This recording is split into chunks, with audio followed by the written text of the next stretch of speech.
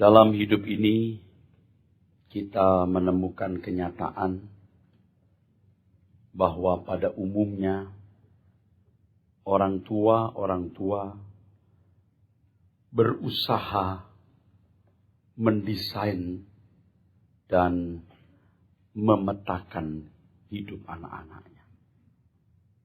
Orang tua akan mendesain,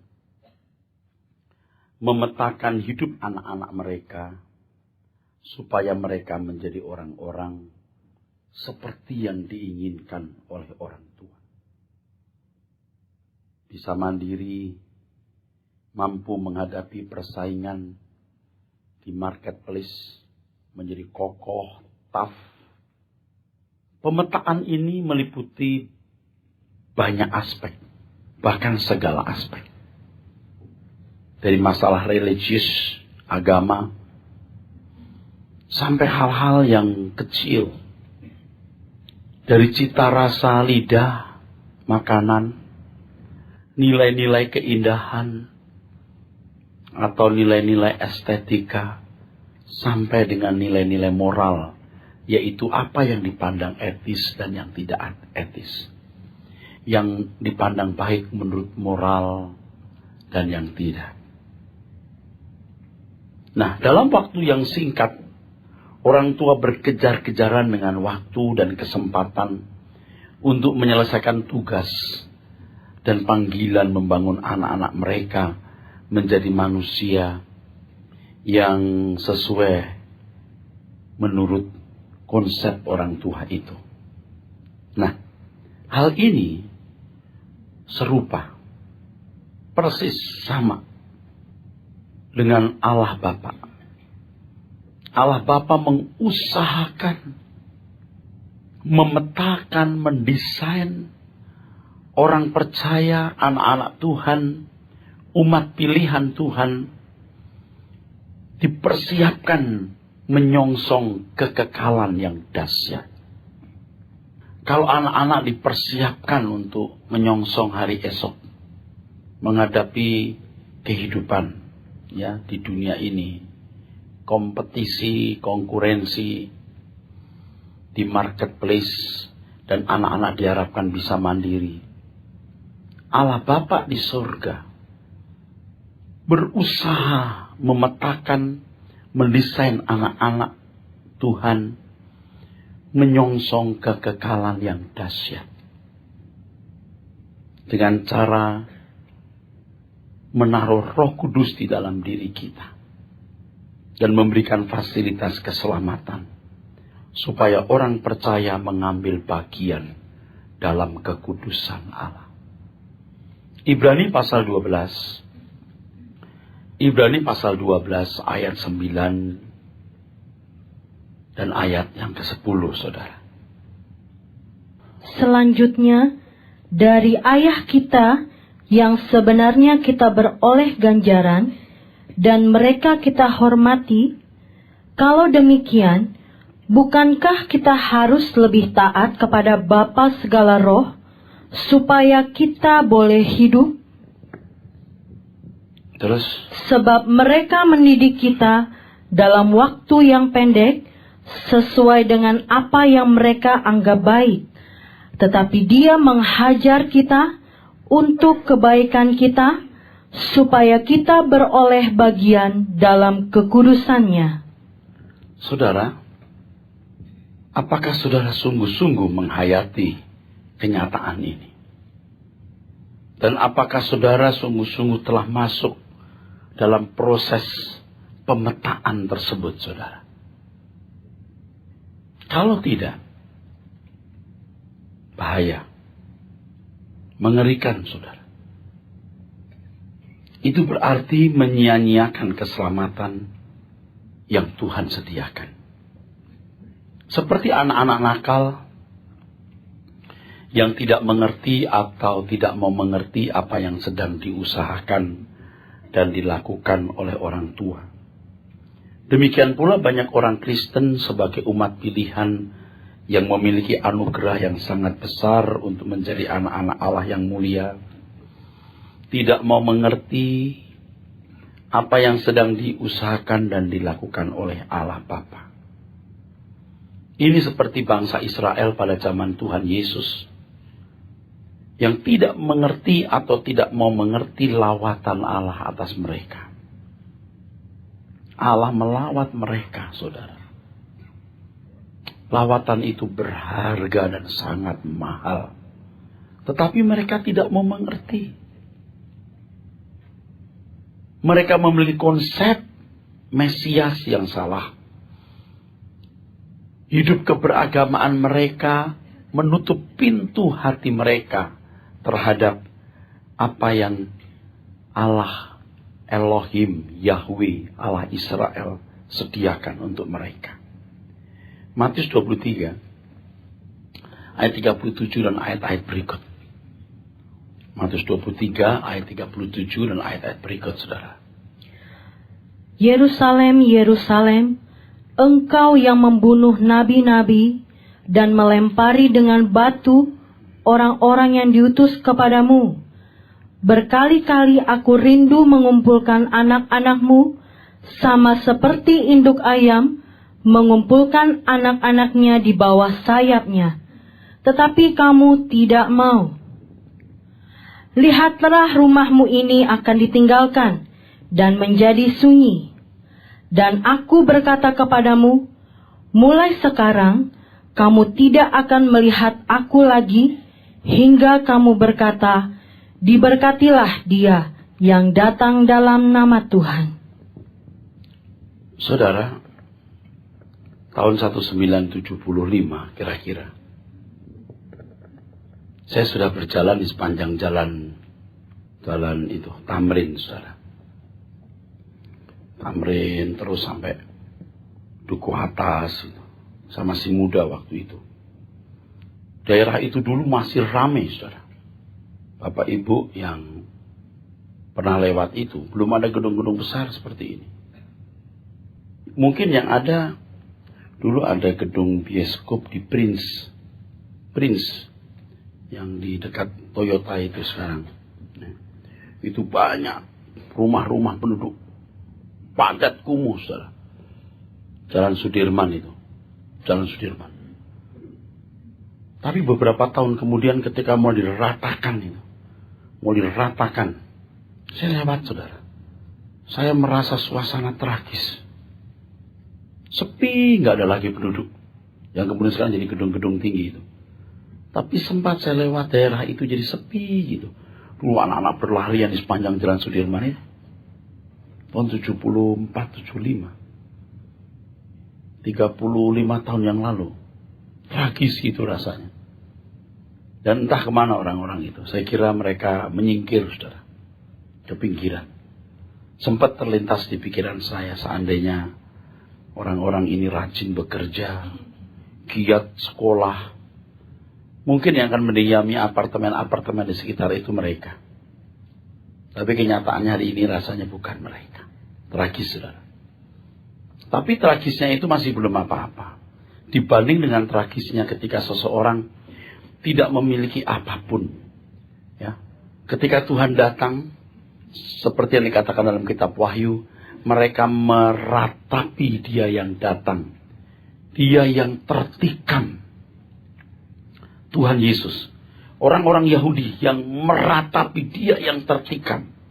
Tuhan berkata, kamu tidak akan lihat muka saya lagi. Sampai kamu berkata, diberkatilah dia yang datang dalam nama Tuhan. Mereka menantikan Mesias. Padahal Mesias sudah datang. Yaitu Tuhan Yesus Kristus. Mereka tidak mau menerima Mesias yang ditawarkan Yahweh Allah, Abraham, Ishak, dan Yakub. Karena mereka punya konsep Mesias sendiri. Mereka sibuk, saudaraku, dengan diri mereka. Konsep hidup yang mereka miliki tidak mau diubah. Mereka menolak apa yang diajarkan Tuhan Yesus. Sampai mereka menghujat Roh Kudus. Menghujat Roh Kudus artinya mereka tidak bisa lagi dipetakan, didesain. Tidak bisa lagi diubahkan. Mereka menolak sama sekali apa yang diajarkan oleh Tuhan Yesus. Mereka menolak Injil. Injil itu memuat yang pertama apa yang diajarkan Tuhan Yesus. Yang kedua, apa yang dilakukan Tuhan Yesus. Di Markus pasal 3, ayat 28 sampai 30, saudara. Tuhan berbicara mengenai menghujat roh ini. Dan dalam rangka apa Tuhan berbicara mengenai menghujat roh? Dalam rangka ketika Tuhan Yesus dituduh, didakwa, menggunakan kuasa Beelzebul. Jadi Tuhan Yesus dituduh kesetanan. Itu berarti mereka tidak bisa menghormati sama sekali apa yang diajarkan Tuhan. Mereka tidak bisa menghormati sama sekali apa yang diajarkan Tuhan. Dan mereka menolak, saudaraku. Kalau di dunia ini, atau di masyarakat kita bisa menemukan orang tua yang memaksa anak-anak mereka menjadi seperti yang diinginkan orang tua. Dipaksa, bahkan mungkin pakai intimidasi. Tetapi berbeda dengan Allah Bapa. Allah Bapa itu memberikan pilihan bebas. Apakah seseorang mau memanfaatkan fasilitas keselamatan yang diberikan atau tidak? Ya, tergantung individu. Peta kehidupan dan desain hidup masing-masing tergantung pada individu itu sendiri. Kalau seseorang tidak menghargai keselamatan yang Tuhan sediakan, sia-sia, saudaraku, keselamatan yang Tuhan sediakan.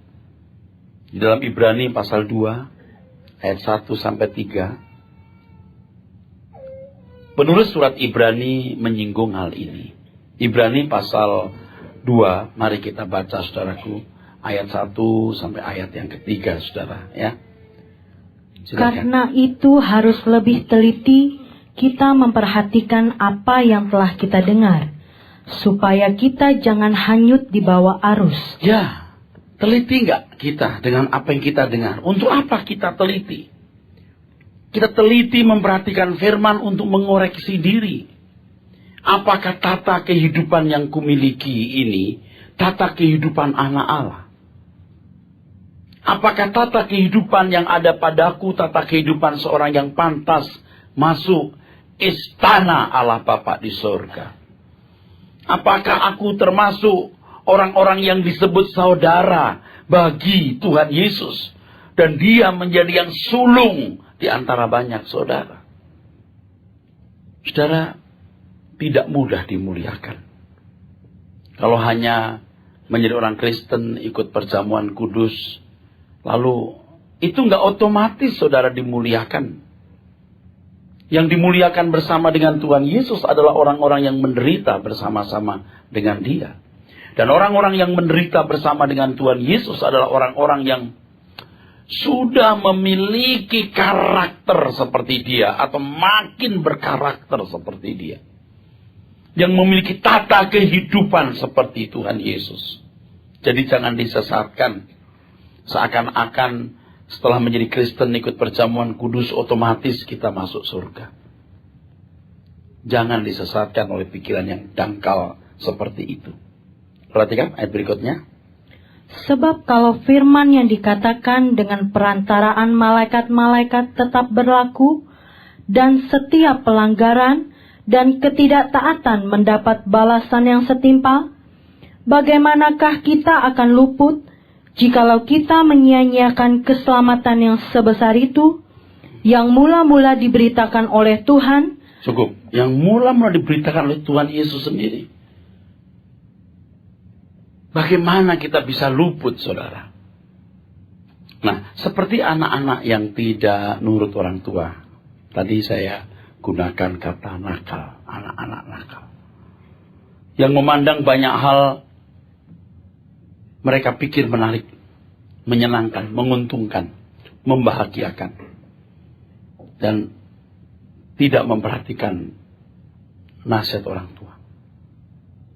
Sama dengan menolak pemetaan orang tua. Merasa merdeka kalau boleh jalan pulang pagi, ya, boleh berteman dengan siapa saja, berhenti sekolah supaya nggak banyak tugas, ya. Merdeka. Ini fakta. Tidak sedikit anak-anak seperti itu, ya. Mereka menganggap bahwa apa yang mereka lakukan itu wajar, normal. Karena sebagian besar teman-temannya atau anak muda seperti itu. Nah, saudara, mereka tidak mau mengerti. Orang tua itu punya maksud yang sangat baik. Sama seperti anak-anak Tuhan, orang percaya yang tidak mau mengerti bahwa kita dipanggil itu untuk menjadi anak-anak Allah. Ia memberi kita kuasa supaya menjadi anak-anak Allah. Kuasa ini fasilitas keselamatan, saudara. Penebusan Tuhan berikan, Roh Kudus Dia meteraikan untuk menuntun kita kepada segala kebenaran. Dia memberikan kita Injil yang menyelamatkan. Injil itu memuat apa yang diajarkan Tuhan dan yang dilakukan oleh Tuhan, saudaraku. Lalu penggarapan Tuhan. Nah, sikap menyia-nyiakan keselamatan ini seperti Esau yang menukar hak kesulungan dengan semangkok makanan. Coba, kalau kita membaca Ibrani pasal 12 ayat 17, saudara. Jangan seperti Esau yang menukar kesulungannya dengan semangkok makanan. Oke, baca. 16 dulu. Janganlah ada orang yang menjadi cabul atau yang mempunyai nafsu yang rendah seperti Esau yang menjual hak kesulungannya untuk sepiring makanan. Sebab kamu tahu bahwa kemudian ketika ia hendak menerima berkat itu, ia ditolak. Sebab ia tidak beroleh kesempatan untuk memperbaiki kesalahannya, sekalipun ia mencarinya dengan mencucurkan air mata. Ketika Ribkah mengandung, ya, suaminya Ishak anak Abraham. Dua anak dalam kandungan bertolak-tolakan. Lalu mereka memperkarakannya kepada Tuhan. Tuhan mengatakan bahwa yang muda nanti akan menjadi yang kuat, yang menerima warisan, heritage, akan mewarisi, ya. Padahal yang biasa mewarisi kekayaan dan bagian terbanyak itu kakak tertua. Nah, orang yang pikirannya pendek akan mengatakan begini, saudara. Tuhan menentukan Yakub yang menerima hak kesulungan dan Esau tidak. Orang-orang yang pikirannya dangkal, yang tidak bisa membedakan nubuatan dan penentuan. Kalau Tuhan mengatakan bahwa Yakub yang muda akan menjadi terkemuka, itu bukan karena Allah menentukan demikian. Yang pertama karena Ishak dan Ribkah memperkarakan. Dan Tuhan memberitahukan bakal terjadi demikian. Yang kedua, supaya Ishak dan Ribkah dan masyarakat sekitarnya siap menerima kenyataan bahwa Yakub akan menerima bagian kesulungan. Ya. Supaya hal itu bisa diterima. Allah mempersiapkan situasinya. Itu Allah baik, Bapa di surga baik. Jangan berkata Allah yang menentukan Esau, terkutuk. Nggak bisa gitu, saudara. Dan kita membaca sekarang kitab Ibrani. Hal itu bisa menjadi teladan atau contoh. Kamu jangan menukar kesulunganmu dengan a single meal, sepiring makanan. Itu kalau dalam bahasa Yunaninya, a single meal itu broseos. Begini, saudara. Broseos.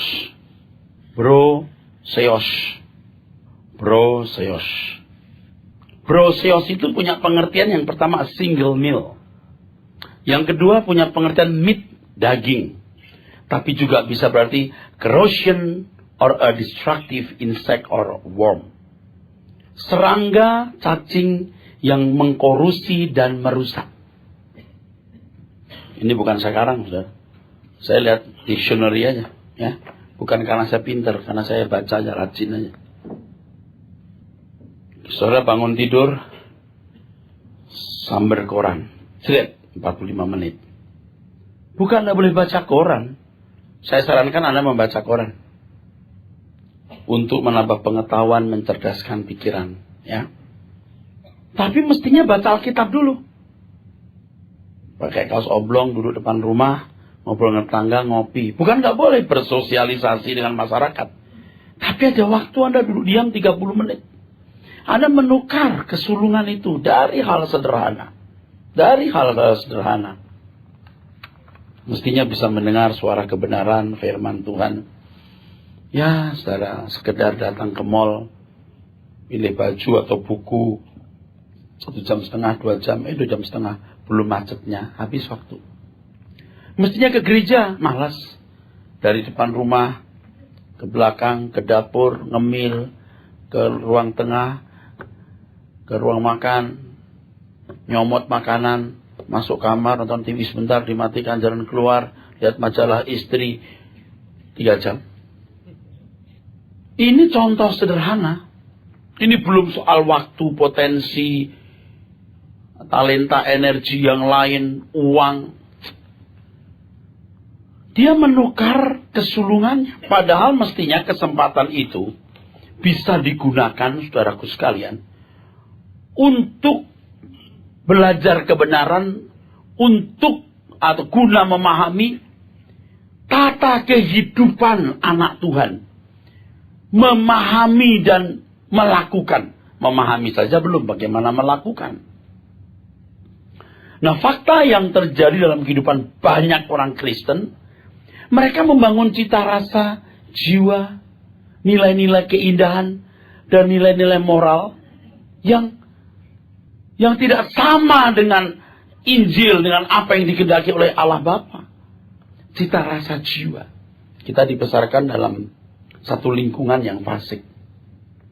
Cita rasa jiwa kita, kalau kita punya kendaraan bagus, bangga pakai jam bermerek, ya,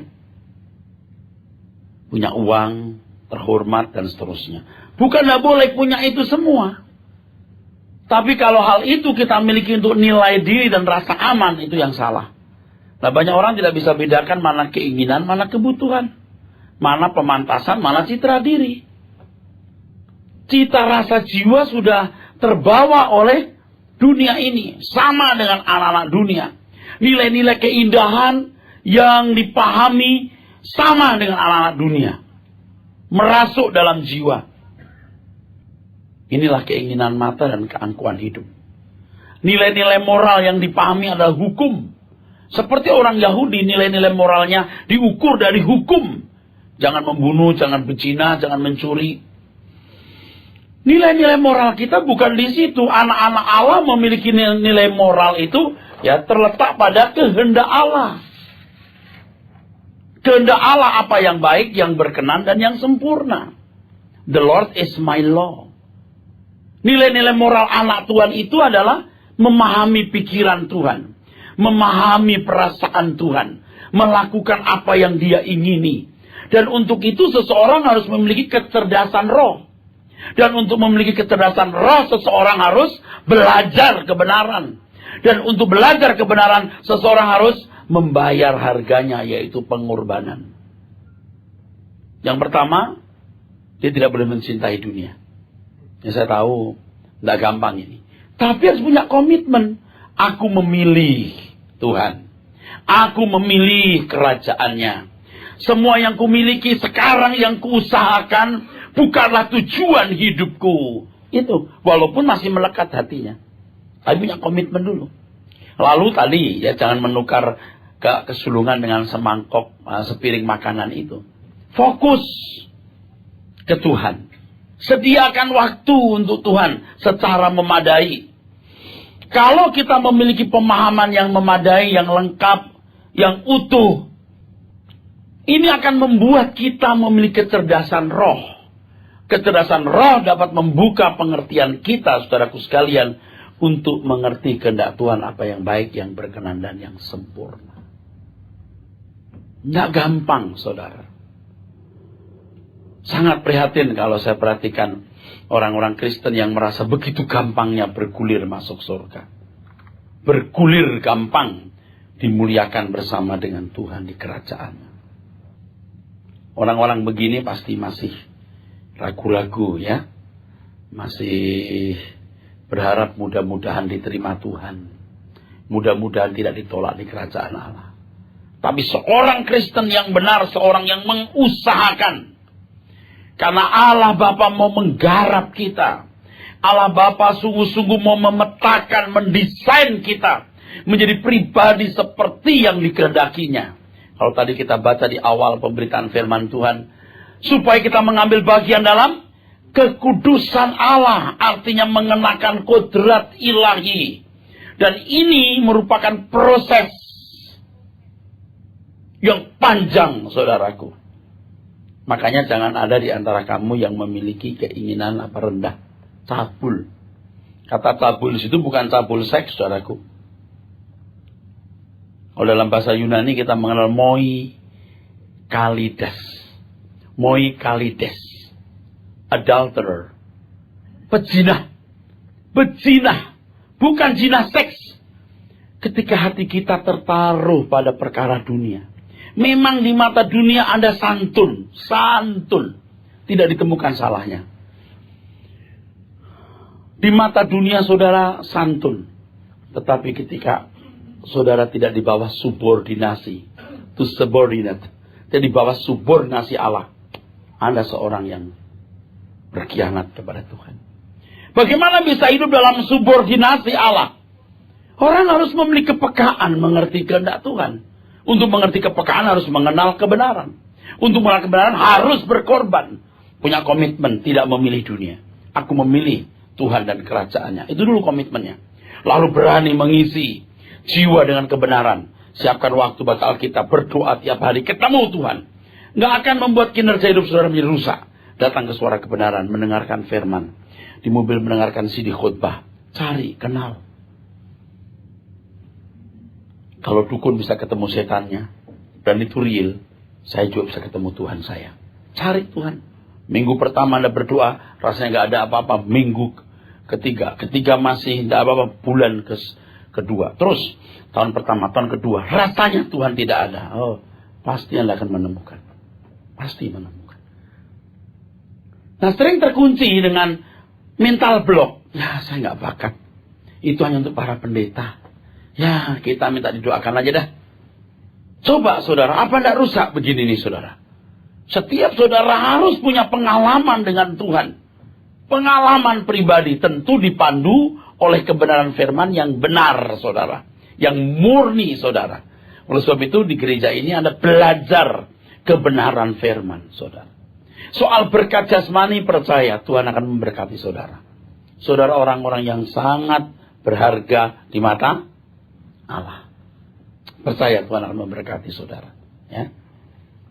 Jangan saudara berpikir kok pendeta ini nggak peduli ya kita punya masalah. Doakan gitu loh Pak supaya jadi kepala, jangan jadi ekor. Nggak usah saya berdoa Anda jadi kepala, bukan jadi ekor. Anda mengerti firman, berkarakter baik Anda jadi kepala.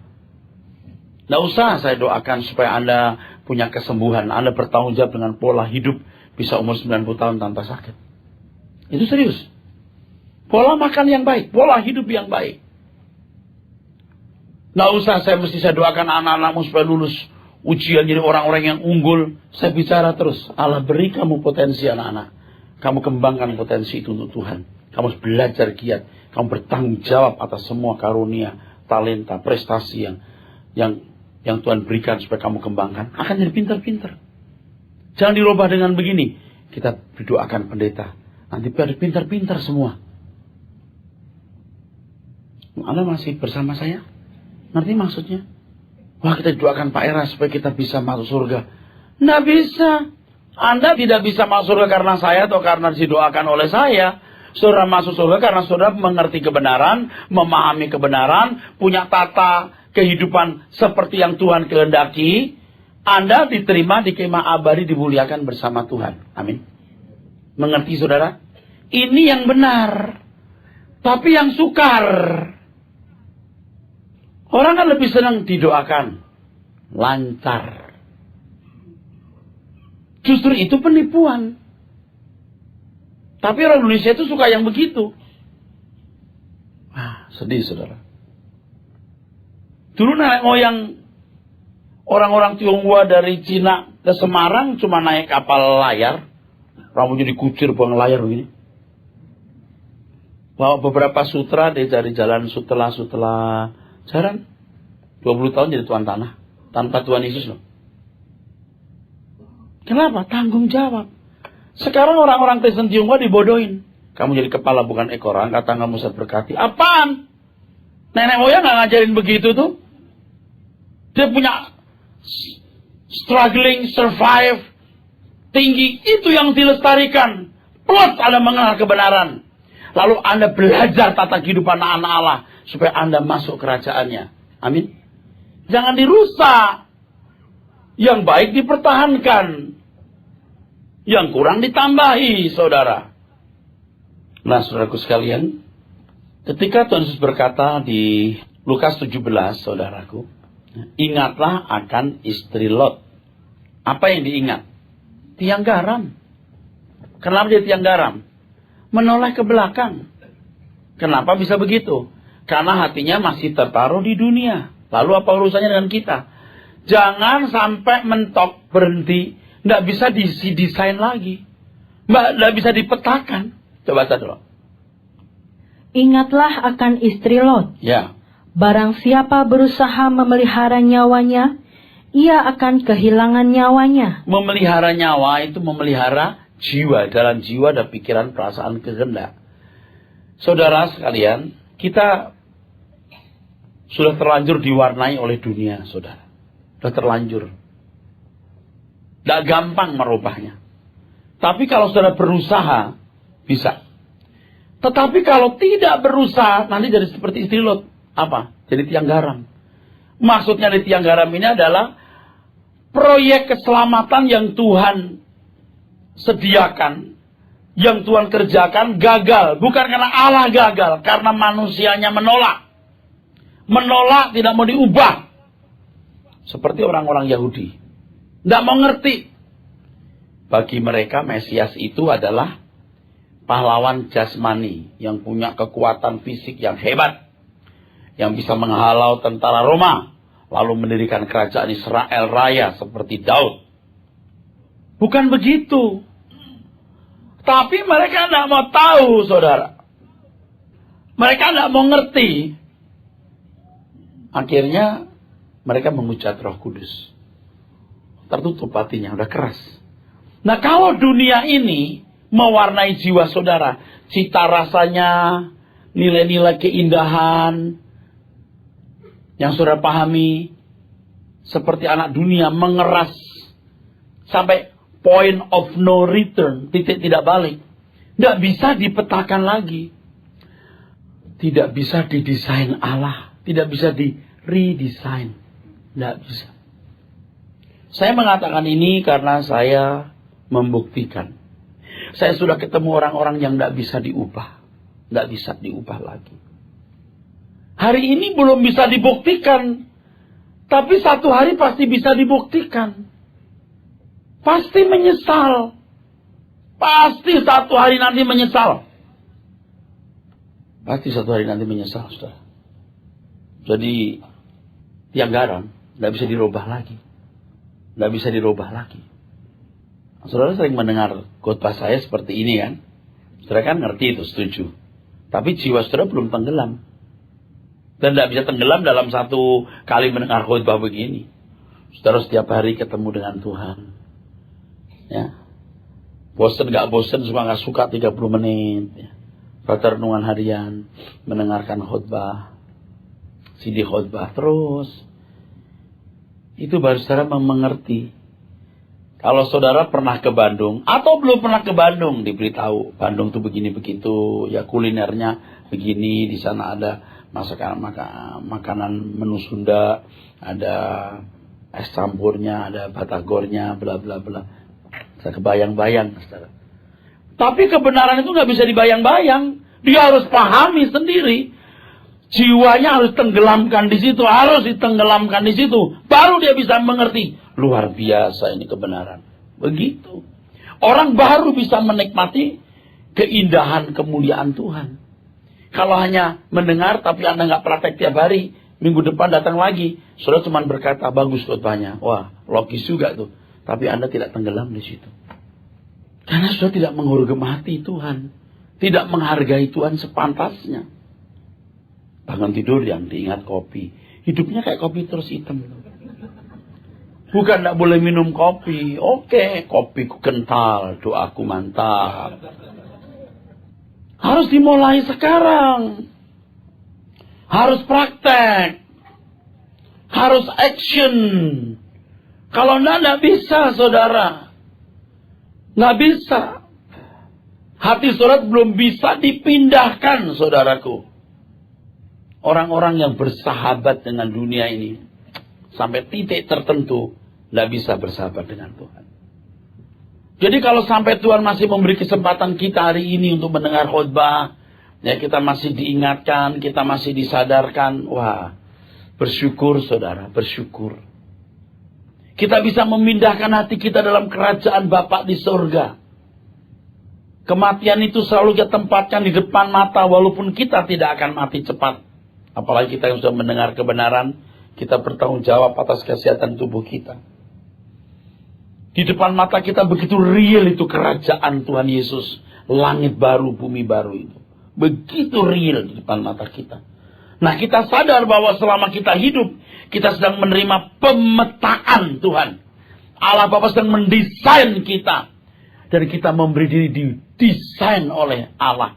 Kita masuk proses pemetaan Allah itu. Ya. Nggak seperti kebanyakan orang dong kita, Pak. Ya. Kalau ada anak muda bercita-cita mau jadi dokter. Dokter spesialis apa gitu. Jadi dokter dulu, dokter umum. Lalu ambil spesialis. Satu dulu belajar lagi. Anak-anak seperti ini pasti nggak seperti anak kebanyakan. Yang lain bisa dugem sampai tengah malam di kafe, pulang jam 2 pagi, besok bangun jam 10.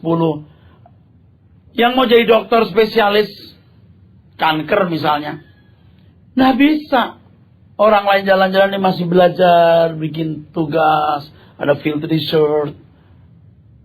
Mamanya berkata, tuh, itu, Om ngajakin makan. Bilangin, oh maaf ini saya tugas belum selesai. Beda saudara. Jalan-jalan sama orang tua di Bali. Mam, aku pulang duluan ya mam. Ngapain? Aduh saya mulai tugas hari Senin. Dosennya killer mam. Beda. Yang lain udah pasaran kemana-mana. Nggak ada waktu. Nanti deh. Beda. Tapi akhirnya hasilnya beda juga. Nggak seperti anak muda kebanyakan. Ada harga yang harus dibayar. Saudara pun juga begitu. Mau menjadi anggota kerajaan Allah. Itu tidak sama dengan anak-anak dunia. Ada harganya saudara. Nah mungkin mereka berkata begini. Mimpi kali. Dia gara-gara datang ke Rehoboth tuh. Aduh tragis dia. Status BB-nya aja LB3. Langit baru, bumi baru. Tragis banget tuh. Dia ngikutin pendeta yang gak jelas. Mimpi kali dia. Utopis, mimpi. Ya kita gak usah melawan. Kita cuma berkata, ya nanti kita lihat yang mimpi saya atau kamu. Nanti kita lihat aja. Yang mimpi itu kamu atau saya. Begini setelah. Ya. Ini dunia. Ini kekekalan. Semua yang ada di sini itu lenyap nanti. Tetapi ini abadi. Abadi sudah. Ini abadi. Ini lenyap nanti. Jadi saudara, ketika sama-sama mati, ayo yang mimpi siapa? Ayo, yang mimpi siapa? Kamu atau aku? Nah pada waktu itu saudara baru berkata begini, waduh Pak Eras ternyata khotbahnya kurang keras. Kalau Anda lihat kekekalan, lihat neraka, Anda membutuhkan khotbah yang keras, yang membuat siuman. Bisa paham nggak bahwa semua yang Anda miliki akan lenyap, tidak sebutir pun Anda bisa bawa. Tetapi kalau kita bertumbuh dalam kebenaran, kita akan menemukan kekekalan. Ini tak terbayangkan saudara. Lagi pula kalau orang hari ini belajar kebenaran menjadi anak-anak Allah. Aduh saudara. Saudara juga tidak menjadi miskin kok. Gak jadi bodoh. Orang Kristen yang benar itu pasti rajin bekerja, giat, bertanggung jawab. Dan seterusnya. Saya hari-hari ini sering menunjukkan begini. Kamu pengen lihat orang yang bertanggung jawab atau tidak. Orang yang berhasil atau sukses. Berhasil atau tidak. Itu paling tidak 5 cirinya. 1, pendidikan. Dia selesai nggak pendidikannya? Peta pertama itu pendidikan. Mungkin Anda berkata, ya Pak, tapi kan orang tua nggak mampu. Oke, nggak. 2, ekonomi. Tidak sedikit orang yang tidak berpendidikan tinggi, ekonominya baik. Yang ketiga, keluarga. Dijaga keluarga dengan baik nggak? Oke, keluarga bermasalah. Ada lagi, kesehatan. You punya pola hidup yang baik nggak? Yang terakhir, penting, sahabat. Punya temannya. Kalau 5-5-nya nggak punya, kubur aja deh orang itu. Pasti nggak benar punya. Oke, dia nggak punya pendidikan. Oke, keluarga nggak berantakan. Yang lain? Oke, ekonomi kurang bagus. Sahabat banyak. Beda loh. Orang sahabat banyak itu, ekonomi kita sulit loh. Sulit loh untuk menjadi sulit. Oke, masa lalu kita punya keluarga kurang baik. Oke, masa lalu kita punya kesehatan kurang baik. Hari ini, kalau orang mengenal kebenaran juga hidupnya di bumi juga nyaman. Di mana-mana orang juga senang karena kita jujur. Kita nggak tricky. Kita nggak likiat sama orang. Lagi pula, mau saya tambahkan saudara? Mau? Kalau kita jadi kekasih Tuhan, anak cucu kita pun dipelihara Tuhan. Kita udah di surga, Allah akan ingat.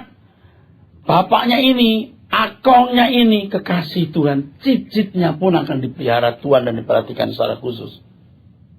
Masa Pak? Lah kita yang berkata keturunan orang benar akan diberkati. Nah kok orang nggak berani loh? Kenapa orang takut saudara?